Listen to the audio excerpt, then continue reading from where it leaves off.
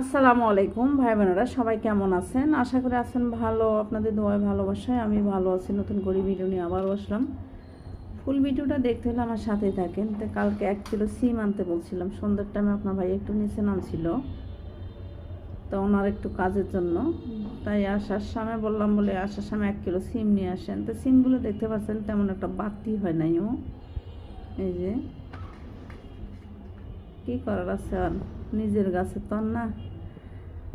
এই যে দেখতে পাচ্ছেন তেমন একটা বাতি হয় না। আর এই সিমের নাম কি আসলে আমি এটা জানি না, অবশ্যই আপনারা জানাবেন। এই যে যারা দেশগ্রামে থাকে অবশ্যই তারা জানে।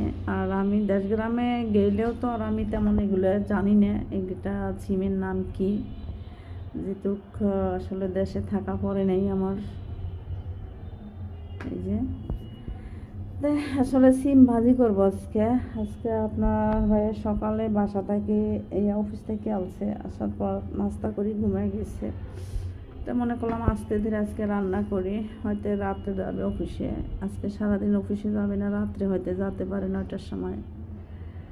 তো এই যে দেখতে পাচ্ছেন আজকে সিম ভাজি করবো।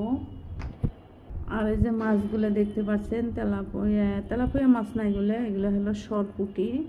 এই সরপুঁটি মাছগুলো আমি আজকে ভাজি করব। আজকে আমার এইগুলো রান্নার, আমার শরীরটা বেশি একটা ভালো নাই। আজকে 2 দিন থেকে আমি অনেক অসুস্থ, মানে তাই আসলে ঠান্ডা পানি ধরাও যাইতেছে না। তারপরে কি করব, নিজের সংসারের কাজ তো করাই লাগবে। তা আসলে আমার কাজ করার মতন কেউ নাই। তো আপনার ভাই যতক্ষণ বাসায় থাকে ততক্ষণ আমার হেল্প করে, যথেষ্ট পরিমাণ হেল্প করে। কিন্তু সে তো আর বাসায় থাকে না, সে ব্যস্তওয়ালা মানুষ, সারাক্ষণ ব্যস্ত নিয়ে থাকে তাদের অফিসের কাজ নিয়ে। তো যাই হোক, বুঝতে পারছেন। তো ভিডিওটা যদি ভালো লাগে অবশ্যই লাইক দিন, কমেন্ট করেন যে যেখান থেকে আমার ভিডিওটা দেখতে পাচ্ছেন। যদি ভুল হয়ে থাকে অবশ্যই ক্ষমা দৃষ্টিতে দেখেন। তাহলে আজকে এই পর্যন্ত ভিডিওটা। আল্লাহ হাফেজ।